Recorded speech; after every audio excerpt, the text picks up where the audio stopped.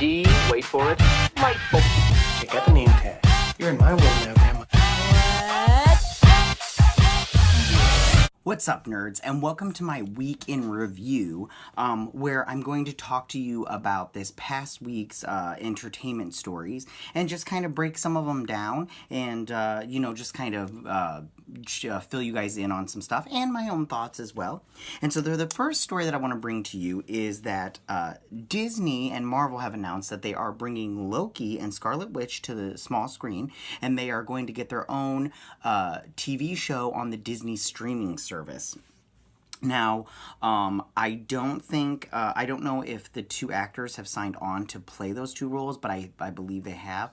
And I don't know about you. I don't think this is the best move as far as their career-wise. I mean, you don't go from being in a bunch of movies and then just go to the small screen. Tom Hiddleston did, however, do a miniseries with the Night Doctor, and it's really good. If you have a chance to check it out, I suggest it. But then, of course, he made that speech at the Emmys, and it was very cringeworthy. So, I don't know. I mean, like, in their explanation, they talk about how they're second tier and everything, and I'm pretty sure Elizabeth Olsen is kind of bummed. I would be bummed if you get knocked down to a streaming TV show after you've been in these, like, really great movies. Plus, I'm kind of bummed that her character wouldn't just continue, because will this be a part of the Marvel Universe, or is this just them creating a space to where characters can just go off out into the sunset after they're done with them in the movies? To then I go, would they do an Iron Man show? And I mean, I'm pretty sure they wouldn't, because I'm pretty sure Robert Downey Jr. would not do a streaming show on the Disney service. But we shall see what happens. I mean, as far as the Marvel TV shows go, I know that they're not really, they're supposed to be connected, but the movie does not reference the TV shows in any way, shape, or form. So I just go, if you're in a relationship and only one person acknowledges that relationship, then is it really a relationship?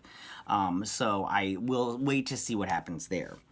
For the second story, Netflix announced that they are going to do the Avatar: The Last Airbender, and they're going to put a new touch on it, and it's going to be live action. Now, my thoughts on this are, I hope it's not like it's going to be a TV show, so that's a plus, because they'll have more time, unlike the movie, The Last Airbender, that came out, which sucked, by M. Night Shyamalan. It didn't really have enough time to explore that whole world and the characters that were in it, but I really hope that this one does that. But the one thing that I don't want to see is, I hope it doesn't ruin the things that we loved about the original TV show, but I hope it just doesn't rehash the old TV show, the cartoon, because the thing is, I love that cartoon, but I don't want to watch it again in live action. What would be the point of that?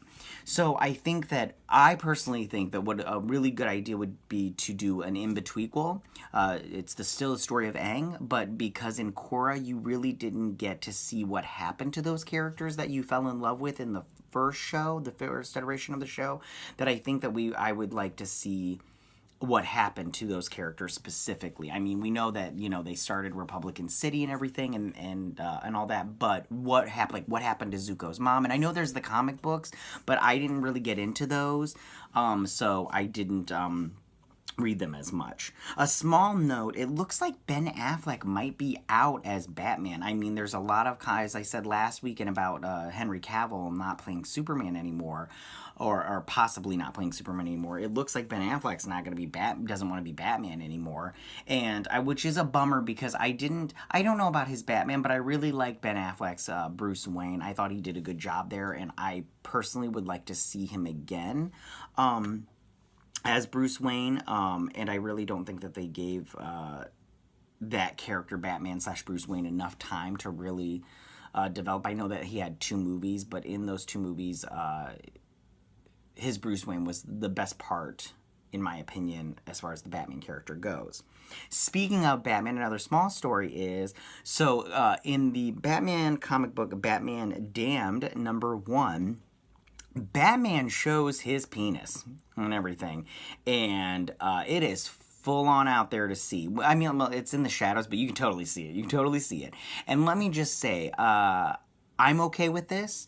I did read some stuff online how people were like, well, I don't want my kids to see this kind of thing. And listen, I've been in comic book shops and I never see any kids in there. So I don't know what kind of comic book shops you go to. The ones I go to are pretty small and the people that go there are pretty regular. And then you get your average person every now and then that just wanders in because they're looking for something very specific. But like I said, I'm not really opposed to this, although I do think that if you do introduce more nudity into the comic books, I think that maybe you should have a separate line that is just for more mature audience. For my next one, James Bond, the next James Bond movie, has a release date, and it is on Valentine's Day of 2020, which is a pretty good date. Deadpool proved that you can have an action movie and a superhero movie, but an action movie on Valentine's Day, and people will go see it. I don't know if couples will go see it. From what I understand, young couples usually go to see a movie on Valentine's Day as their Valentine's Day date. So I guess the main thing would be to try to attract that crowd. It's going to be also, they announced Cary Fukunaga is going to direct. And he's replacing Danny Boyle. And Fukunaga can be very problematic. He can be a little difficult. He was kicked off the movie It because he had some artistic differences. And so, but I mean, like, he did a good job with True Detective Season 1, but let's just see how it folds out. I mean, like, they haven't even started filming yet, so, but it does have a release date and a director, and so hopefully that works out. I'll be honest with you, I have not watched a Bond movie all the way through, I know, but I would watch them, I guess. I don't know. I'm not really into that whole spy movie, man of mystery thing. Although I do like spy movies, so I don't know. I love the Mission Impossible movies, so I don't know. Maybe I'd get into it. But anyways, okay. So for my last story that I want to talk about is Birds of Prey, the movie, which is going to star Margot Robbie and also is being produced by her. It has got a short list for someone to play Black Canary, and on that short list is Juju Mbatha Raw. Please don't get upset with me. Journey Smollett Bell, Mary Elizabeth Winstead. What's up with these three names? And then Justina Makeda. Please do not get mad at me if I pronounce those wrong. I do apologize if I did. These seem okay. They seem kind of B-list in my opinion. These would not be anywhere near my top choice. I think someone more of a higher tier would be someone like Janelle Monáe. They are talking about race bending Black Canary, which I'm fine with. I'm not a purist in any way, shape, or form. I do, although she's got to have the fishnets. If she doesn't have the fishnets, I will be upset. Like, those are iconic to Black Canary, so she's got to have them. I'm sorry. And the leather jacket. I am a little bit of a purist there. She's got to have the look and everything. But as far as, I think a Janelle Monáe, in fact, Janelle Monáe is probably a good choice for that. I think that she was my favorite part in, what is that movie?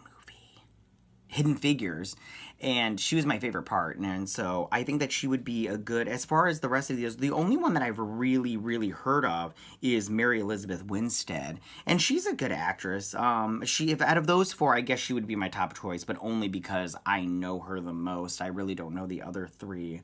I'd have to look into them. So, those are the entertainment stories that I've shared with you this week. What did you guys think about them? Are you excited about the streaming service with Loki and Scarlet Witch? Are you excited about Avatar live action on Netflix? What do you think about Batman showing his penis in the comic books and Ben Affleck not being Batman anymore in the DCEU? And then, how do you feel about Cary Fukunaga replacing Danny Boyle in the James Bond movie? And will you go see it on Valentine's Day? And what do you think about Birds of Prey shortlist as far as Black Canary goes? Who would you pick to play Black Canary? Share your comments in the section down below. If you like this video, please hit that like button. If you're new to my channel, please hit the subscribe button. I would greatly appreciate it. And I will check you guys later. Have a great week. Bye.